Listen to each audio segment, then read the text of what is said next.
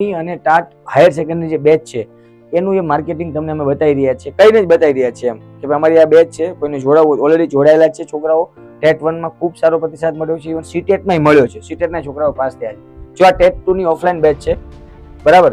શરૂઆતમાં આપણી જે સિટિંગ કેપેસિટી છે ને 70 ની છે, એટલે એક જ બેચ કરવાની છે શરૂઆતમાં. પછી આ બહુ થશે 140 સુધી પહોંચશે તો બીજી થશે, બાકી આ પહેલી જ કરવાની છે, માસ્ટર બેચ જેને આપણે કહીએ છીએ, બરાબર. જે ઓફલાઈન ગાંધીનગર, ઓનલાઈનમાં તો ગમે ત્યારે તમે જોડાઈ શકો, એ કોઈ મેટર નથી. પણ અહીંયા જે સિટિંગ જે કેપેસિટી છે 100 ની છે, પણ 70 માં પછી કેવું થાય કે પછી સફોકેશન આ ના થાય. એસી છે, બધું જ છે, સુવિધા છે, પણ આ છે, બરાબર. તો એક ખાસ તમે જોઈ લેજો. ટેટ 2 માં આપણે શું કરાવવાના છે, તમે બધા એના સાક્ષી રહેવાના છો. એનું કારણ છે કે તમે બધા મોટાભાગના ટેટ 2 આપવાની છે, બરાબર.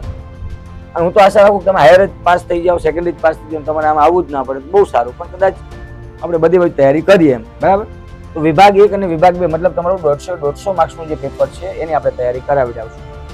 અને એના માટે ઓફલાઈન છે, એટલે તમારી ડેઈલી તમે જ્યારે ક્લાસરૂમમાં આવશો, કાં તો તમે ક્લાસરૂમમાં આવો ત્યારે ટેસ્ટ, કાં તો ક્લાસરૂમમાં પૂરો થયા પછી ટેસ્ટ, તમારો અનુકૂળ થાય ટાઈમ તમારે એ ટેસ્ટ આપવાની ડેઈલી. પછી વીકલી ટેસ્ટ પણ તમારે આપવાની, સેટરડે જ્યારે આખું વીક પૂરું થાય ત્યારે પણ તમારે આપવાની, અને મોક ટેસ્ટ પણ તમારે આપવાની, બરાબર. મોક ટેસ્ટ તો બટ ઓબ્વિયસલી તો આપવાની જ હોય, કે ઓફલાઈન બેચ છે તો એમાં તો આપણે એ રીતે જ કરવું પડશે. 74 હતા ને અને 69 થાય છે તો મેલ પડે છે ઈડબ્લ્યુએસ 70 નો હું ટાર્ગેટ કહું છું. 70 મેં તમે કીધું 35% ગણવાના. કેટલા ગણવાના? 35% તમારે, બરાબર. ચલો, સંપૂર્ણ મટીરિયલ તમારું આવી જશે, મતલબ તમામ બુક્સ. યસ સર, તમારા લેક્ચરમાં સાચે જ એક રીત બહુ બેસ્ટ છે. બીજા બધા એકેડમીમાં તો વચ્ચેથી બેચની બહુ એડવર્ટાઇઝિંગ કરે છે, તમારી બેચમાં આવું કઈ હોતું નથી. બસ આ યસ નથી જોતું, પણ હું તમને ખાલી કહી દઉં, ખાલી સંપૂર્ણ મટીરિયલ આવી જશે.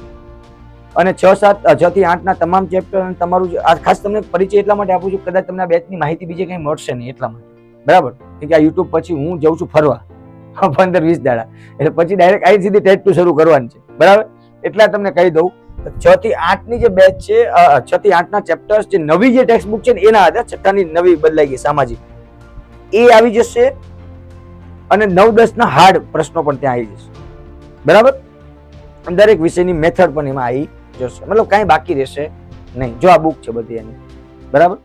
એ પણ તમારે જે લેવી હોય તમારી ટેટ 2 માટેની, તો તમારે અલગથી બુક લેવી છે, અલગથી કોર્સ લેવો છે તો લઈ લેજો, બરાબર. એ કોઈ ઇસ્યુ નથી. વિભાગ 1 માટેનું પણ છે, મતલબ કે ભાષાવાળા છે તો ભાષાવાળાની તમામ બુકો આવી જાય. અને પાર્ટ 1 આ 5 તો બુક તો ફરજિયાત લેવાની જ છે, બરાબર. ઇંગ્લિશની, ગુજરાતીની, રીઝનિંગની, જીકેની અને શિક્ષણની તો લેવાની જ છે, બરાબર. તો એ લઈ લેવાનું છે.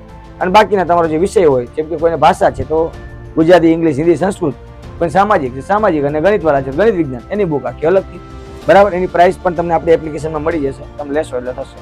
1લી તારીખથી શરૂ કરીએ છીએ ઓફલાઈન. હા, તમારે ઓફલાઈન ભણવું છે અભિમન્યુ સર પાસે, ચોક્કસ આવી જજો ઓફલાઈન. અને પહેલી આને જો તમારી મેન્સ માટે પણ અમે પ્લાનિંગ કરી રહ્યા છીએ, હું આવું પછી તો મેન્સને પણ એક ઓફલાઈન બેચ કરી આપણે.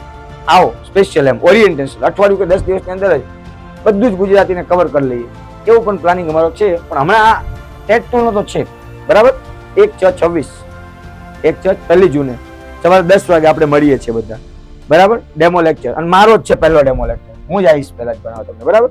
તો એ ટેટ 2 માં ખાસ કરીને આવી જજો. જો આ લખ્યું જ છે શિક્ષણ, મનોવિજ્ઞાન, પદ્ધતિશાસ્ત્ર, સામાજિક વિજ્ઞાન, ગુજરાતી વ્યાકરણ, આટલું તો હું લઈશ ટેટ 2 માટે.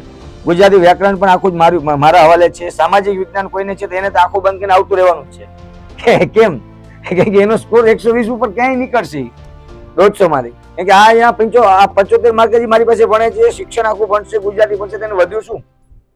એટલે સામાજિક વાળો હોય તે આખું બંધ કરીને આવતો રહે ગાંધીનગર તૈયારી કરવા, બરાબર. થોડું